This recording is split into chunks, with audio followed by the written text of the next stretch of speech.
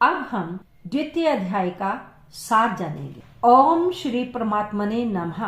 संजय बोले कि पूर्वोक्त प्रकार से करुणा करके व्याप्त और आंसुओं से पूर्ण तथा व्याकुल नेत्रों वाले शोक युक्त उस अर्जुन के प्रति भगवान मधुसूदन ने ये वचन कहा, हे अर्जुन, तुमको इस विषम स्थल में यह अज्ञान किस हेतु से प्राप्त हुआ? क्योंकि यह ना तो श्रेष्ठ पुरुषों से आचरण किया गया है, ना स्वर्ग को देने वाला है, ना कीर्ति को करने वाला है। इसलिए हे अर्जुन, नपुंसकता को मत प्राप्त हो, ये तेरे योग्य नहीं है। हे परंतप, तुच्छ हृदय की दुर्बलता को त्याग कर युद्ध के लिए खड़ा हो। तब अर्जुन बोले कि हे मधुसूदन, मैं रणभूमि में भीष्म पितामह और द्रोणाचार्य के प्रति किस प्रकार वानों से युद्ध करूंगा? क्योंकि हे हरिसूदन, वे दोनों ही पूजनीय हैं। इसलिए इन महानुभाव गुरुजनों को ना मारकर इस लोक में भिक्षा का अन्न भी भोगना कल्याणकारक समझता हूँ। क्योंकि गुरुजनों को मारकर भी इस लोक में रुधिर से सने हुए अर्थ और काम रूप भोगों को ही तो भोगूंगा। और हम लोग ये भी तो नहीं जानते कि हमारे लिए क्या श्रेष्ठ है, अथवा ये भी नहीं जानते कि हम जीतेंगे जहाँ वे जीतेंगे, और जिनको मारकर हम जीना भी नहीं चाहते वे ही धृतराष्ट्र के पुत्र हमारे सामने खड़े हैं। इसलिए कायरतापूर्ण दोष करके उपहत हुए स्वभाव वाला और धर्म के विषय में मोहित चित्त हुआ मैं आपसे पूछता हूँ, जो कुछ निश्चय किया हुआ कल्याणकारक साधन हो वह मेरे लिए कहिए, क्योंकि मैं आपका शिष्य हूँ। इसलिए आपके शरण हुए मेरे को शिक्षा दीजिए। क्योंकि भूमि में निष्कंटक धन धान्य संपन्न राज्य को और देवताओं के स्वामीपने को प्राप्त होकर भी मैं उस उपाय को नहीं देखता जो कि मेरे इंद्रियों के सुखाने वाले शोक को दूर कर सके। संजय बोले, हे राजन, निद्रा को जीतने वाले अर्जुन अंतर्यामी श्री कृष्ण महाराज के प्रति इस प्रकार कहकर फिर श्री गोविंद भगवान से युद्ध नहीं करूंगा, ऐसे स्पष्ट कहकर चुप हो गए। उसके उपरांत हे भरतवंशी धृतराष्ट्र, अंतर्यामी श्री कृष्ण महाराज ने दोनों सेनाओं के बीच में उस शोक युक्त अर्जुन को हंसते हुए से यह वचन कहे, हे अर्जुन, तू न शोक करने योग्यों के लिए शोक करता है और पंडितों के से वचनों को कहता है, परंतु पंडित जन जिनके प्राण चले गए हैं उनके लिए और जिनके प्राण नहीं गए हैं उनके लिए भी शोक नहीं करते हैं। क्योंकि आत्मा नित्य है, इसलिए शोक करना अयुक्त है। वास्तव में ना तो ऐसा ही है कि मैं किसी काल में नहीं था, अथवा तू नहीं था, अथवा ये राजा लोग नहीं थे, और ना ही ऐसा ही है कि इससे आगे हम सब नहीं रहेंगे। किंतु जिस जीवात्मा की इस देह में कुमार, युवा और वृद्धावस्था होती है, वैसे ही अन्य शरीर की प्राप्ति होती है। उस विषय में धीर पुरुष नहीं मोहित होता है। अर्थात जैसे कुमार, युवा और जरा अवस्था रूप स्थूल शरीर का विकार अज्ञान से आत्मा में भासता है, वैसे ही एक शरीर से दूसरे शरीर को प्राप्त होना सूक्ष्म शरीर का विकार भी अज्ञान से ही आत्मा में भासता है। इसलिए तत्व को जानने वाला धीर पुरुष इस विषय में नहीं मोहित होता है। हे कुंती पुत्र, सर्दी गर्मी और सुख दुख को देने वाले इंद्रिय और विषयों के संयोग तो क्षण भंगुर और अनित्य हैं। इसलिए हे भरतवंशी अर्जुन, उनको तू सहन कर, क्योंकि हे पुरुष श्रेष्ठ, दुख सुख को समान समझने वाले जिस धीर पुरुष को ये इंद्रियों के विषय व्याकुल नहीं कर सकते, वह मोक्ष के लिए योग्य होता है। और हे अर्जुन, असत वस्तु का तो अस्तित्व नहीं है और सत का अभाव नहीं है। इस प्रकार इन दोनों का ही तत्वज्ञानी पुरुषों द्वारा देखा गया है। इस न्याय के अनुसार नाश रहित तो उसको जान कि जिससे ये संपूर्ण जगत व्याप्त है, क्योंकि इस अविनाशी का विनाश करने को कोई भी समर्थ नहीं है। और इस नाश रहित अप्रमेय नित्य स्वरूप जीवात्मा के ये सब शरीर नाशवान कहे गए हैं। इसलिए हे भरतवंशी अर्जुन, तू युद्ध कर। जो इस आत्मा को मारने वाला समझता है तथा जो इसको मरा मानता है, वे दोनों ही नहीं जानते हैं, क्योंकि ये आत्मा न मारता है और न मारा जाता है। यह आत्मा किसी काल में भी न जन्मता है और न मरता है, अथवा न ये आत्मा हो करके फिर होने वाला है, क्योंकि यह अजन्मा, नित्य, शाश्वत और पुरातन है। शरीर के नाश होने पर भी ये नाश नहीं होता। हे पृथा पुत्र अर्जुन, जो पुरुष इस आत्मा को नाश रहित, नित्य, अजन्मा और अव्यय जानता है, वह पुरुष कैसे किसको मरवाता है और कैसे किसको मारता है। और यदि तू कहे कि मैं तो शरीरों के वियोग का शोक करता हूं, तो ये भी उचित नहीं है, क्योंकि जैसे मनुष्य पुराने वस्त्रों को त्याग कर दूसरे नए वस्त्रों को ग्रहण करता है, वैसे ही जीवात्मा पुराने शरीरों को त्याग कर दूसरे नए शरीरों को प्राप्त होता है। हे अर्जुन, इस आत्मा को शस्त्र आदि नहीं काट सकते और इसको आग नहीं जला सकती और इसको जल गीला नहीं कर सकते और वायु नहीं सुखा सकता है, क्योंकि यह आत्मा अच्छेद्य है। यह आत्मा अदाह्य है, अकेलध्य और अशोष्य है तथा ये आत्मा निस्संदेह, नित्य, सर्वव्यापक, अचल, स्थिर रहने वाला और सनातन है। यह आत्मा अव्यक्त अर्थात इंद्रियों का अविषय और यह आत्मा अचिंत्य अर्थात मन का अविषय और आत्मा का विकार रहित अर्थात ना बदलने वाला कहा गया है।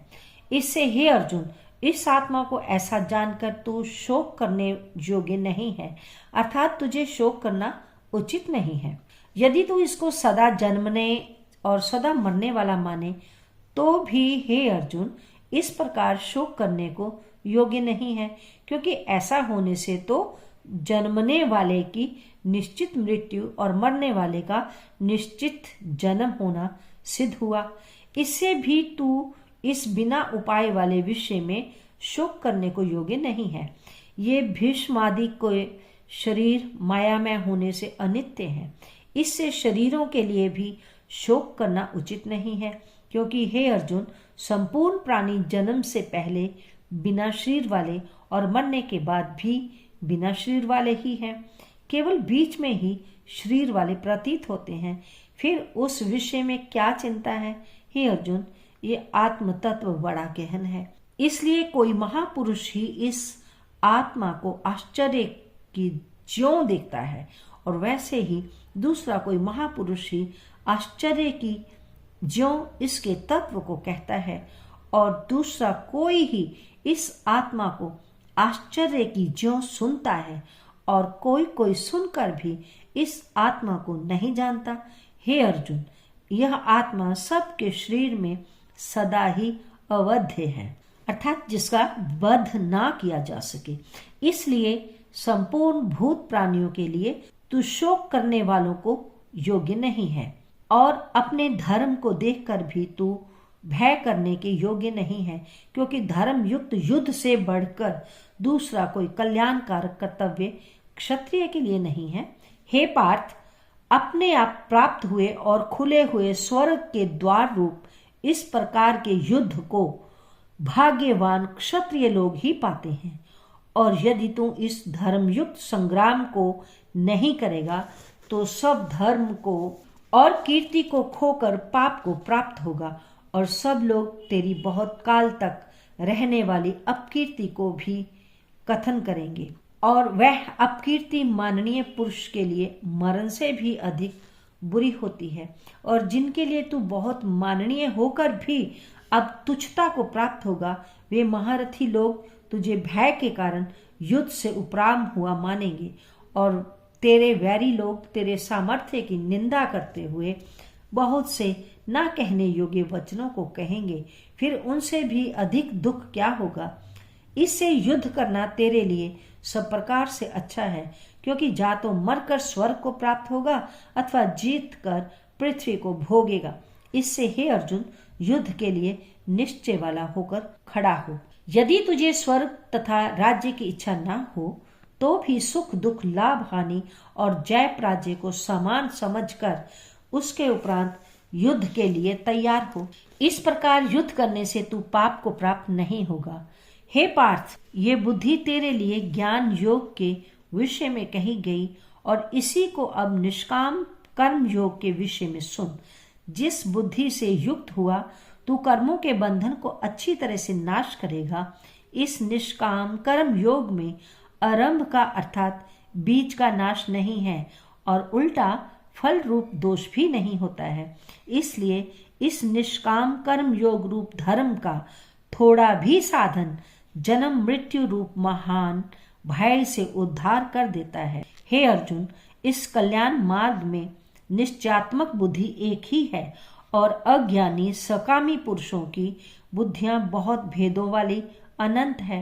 हे अर्जुन, जो सकामी पुरुष केवल फलश्रुति में प्रीति रखने वाले, स्वर्ग को ही परम श्रेष्ठ मानने वाले, इससे बढ़कर और कुछ नहीं है, ऐसे कहने वाले हैं, वे अविवेकी जन जन्म रूप कर्म फल को देने वाली और भोग तथा ऐश्वर्य की प्राप्ति के लिए बहुत सी क्रियाओं के विस्तार वाली इस प्रकार की जिस दिखाऊ शोभा युक्त वाणी को कहते हैं, उस वाणी द्वारा हरे हुए चित्त वाले तथा भोग और ऐश्वर्य में आसक्ति वाले उन पुरुषों के अंतःकरण में निश्चयात्मक बुद्धि नहीं होती।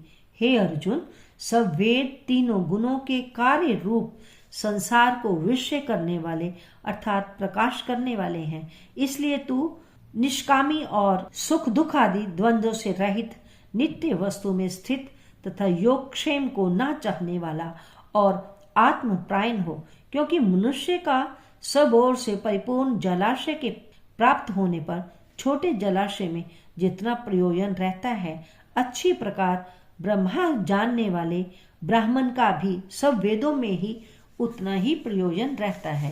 अर्थात जैसे बड़े जलाशय के प्राप्त हो जाने पर जल के लिए छोटे जलाशयों की आवश्यकता ही नहीं रहती, वैसे ही ब्रह्मानंद की प्राप्ति होने पर आनंद के लिए वेदों की आवश्यकता नहीं रहती। इससे तेरा कर्म करने मात्र में ही अधिकार होवे, फल में कभी नहीं, और तू कर्मों के फल की वासना वाला भी मत हो तथा तेरी कर्म ना करने में भी प्रीति न हो। हे धनंजय, आसक्ति को त्याग कर तथा सिद्धि और असिद्धि में समान बुद्धि वाला होकर योग में स्थित हुआ कर्मों को कर। यह समतत्व भाव ही योग नाम से कहा जाता है। इस समतत्व रूप बुद्धि योग से सकाम कर्म अत्यंत तुच्छ है। इसलिए हे धनंजय, समतत्व बुद्धि योग का आश्रय ग्रहण कर, क्योंकि फल की वासना वाले अत्यंत दीन हैं। समतत्व बुद्धि युक्त पुरुष पुण्य पाप दोनों को इस लोक में ही त्याग देता है, अर्थात उनसे लिपायमान नहीं होता। इससे समबुद्धि योग के लिए ही चेष्टा कर। हे समतत्व बुद्धि रूप योग ही कर्मों में चतुरता है, अर्थात कर्म बंधन से छूटने का उपाय है, क्योंकि बुद्धि योग युक्त ज्ञानी जन कर्मों से उत्पन्न होने वाले फल को त्याग कर जन्म रूप बंधन से छूटे हुए निर्दोष अर्थात अमृतमय परम पद को प्राप्त होते हैं। हे अर्जुन, जिस काल में तेरी बुद्धि मोह रूप दलदल को बिल्कुल तर जाएगी, तब तू सुनने योग्य और सुने हुए को वैराग्य प्राप्त होगा। जब तेरी अनेक प्रकार के सिद्धांतों को सुनने से विचलित हुई बुद्धि परमात्मा के स्वरूप में अचल और स्थिर ठहर जाएगी, तब तू समतत्व रूप योग को प्राप्त होगा। इस प्रकार भगवान के वचनों को सुनकर अर्जुन ने पूछा, हे केशव, समाधि में स्थित स्थिर बुद्धि वाले पुरुष का क्या लक्षण है और स्थिर बुद्धि वाले पुरुष कैसे बोलते हैं, कैसा बैठता है, कैसे चलता है? उसके उपरांत श्री कृष्ण महाराज बोले, हे अर्जुन, जिस काल में ये पुरुष मन में स्थित संपूर्ण कामनाओं को त्याग देता है, उस काल में आत्मा से ही आत्मा में संतुष्ट हुआ स्थिर बुद्धि वाला कहा जाता है, तथा दुखों की प्राप्ति में उद्वेग रहित है मन जिसका, और सुखों की प्राप्ति में दूर हो गई है सप्रिया जिसकी, तथा नष्ट हो गए हैं राग भय और क्रोध जिसके, ऐसा मुनि स्थिर बुद्धि वाला कहा जाता है। जो पुरुष सर्वत्र स्नेह रहित हुआ उन शुभ तथा अशुभ वस्तुओं को प्राप्त ना होकर न प्रसन्न होता है और न द्वेष करता है, उसकी बुद्धि स्थिर है। और कछुआ अपने अंगों को जैसे समेट लेता है, वैसे ही यह पुरुष जब सब ओर से अपनी इंद्रियों के विषयों से समेट लेता है, तब उनकी बुद्धि स्थिर होती है। यद्यपि इंद्रियों के द्वारा विषयों को ना ग्रहण करने वाले पुरुष के भी केवल विषय तो निर्वृत्त हो जाते हैं, परंतु राग नहीं निर्वृत्त होता, और इस पुरुष का राग भी परमात्मा को साक्षात करके निर्वृत्त हो जाता है। और हे अर्जुन, जिससे कि यत्न करते हुए बुद्धिमान पुरुष के भी मन को ये प्रमथन स्वभाव वाली इंद्रियां बलात् हर लेती हैं। इसलिए मनुष्य को चाहिए कि उन संपूर्ण इंद्रियों को वश में करके समाहित चित्त हुआ मेरे प्राण स्थित होवे, क्योंकि जिस पुरुष के इंद्रियां वश में होती हैं, उसकी ही बुद्धि स्थिर होती है। हे अर्जुन, मन सहित इंद्रियों को वश में करके मेरे प्राण न होने से मन के द्वारा विषयों का चिंतन होता है, और विषयों को चिंतन करने वाले पुरुष की उन विषयों में आसक्ति हो जाती है, और आसक्ति से उन विषयों की कामना उत्पन्न होती है, और कामना में विघ्न पड़ने से क्रोध उत्पन्न होता है। क्रोध से अविवेक अर्थात मूढ़ भाव उत्पन्न होता है, और अविवेक से स्मरण शक्ति भ्रमित हो जाती है, और स्मृति के भ्रमित हो जाने से बुद्धि अर्थात ज्ञान शक्ति का नाश हो जाता है, और बुद्धि के नाश होने से यह पुरुष अपने श्रेय साधन से गिर जाता है।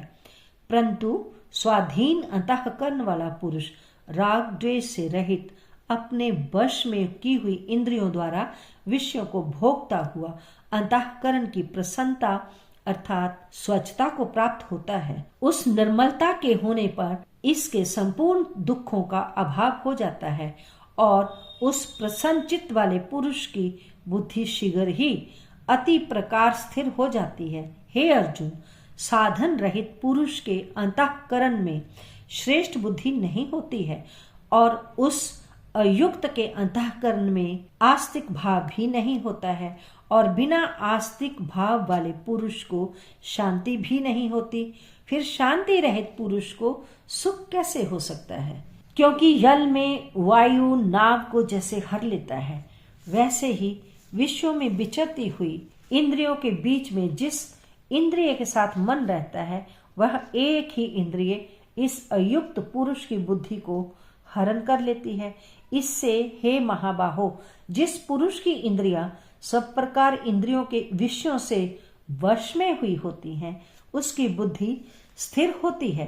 और हे अर्जुन, संपूर्ण भूत प्राणियों के लिए यो रात्रि है, उस नित्य शुद्ध बोध स्वरूपनी परमानंद में भगवत को प्राप्त हुआ योगी पुरुष जागता है, और जिस नाशवान क्षण भंगुर सांसारिक सुख में सब भूत प्राणी जागते हैं, तत्व को जानने वाले मुनि के लिए वह रात्रि है। जैसे सब ओर से परिपूर्ण अचल प्रतिष्ठा वाले समुद्र के प्रति नाना नदियों के जल उसको चलायमान न करते हुए ही समा जाते हैं, वैसे ही जिस स्थिर बुद्धि वाले पुरुष के प्रति संपूर्ण भोग किसी प्रकार का विकार उत्पन्न किए बिना ही समा जाते हैं, वह पुरुष परम शांति को प्राप्त होता है, ना कि भोगों को चाहने वाला। क्योंकि जो पुरुष संपूर्ण कामनाओं को त्याग कर ममता रहित और अहंकार रहित स्पृहा रहित हुआ वर्तता है, वह शांति को प्राप्त होता है। हे अर्जुन, यह ब्रह्मा को प्राप्त हुए पुरुष की स्थिति है। इसको प्राप्त होकर योगी कभी मोहित नहीं होता है, और अंत काल में भी इस निष्ठा में स्थित होकर ब्रह्मानंद को प्राप्त हो जाता है। इति श्रीमद् भागवत गीता रूपी उपनिषद एवं ब्रह्म विद्या तथा योग शास्त्र विषयक श्री कृष्ण और अर्जुन के संवाद में सांख्य योग नामक दूसरा अध्याय संपूर्ण हुआ। हरि ओम नमः शिवाय।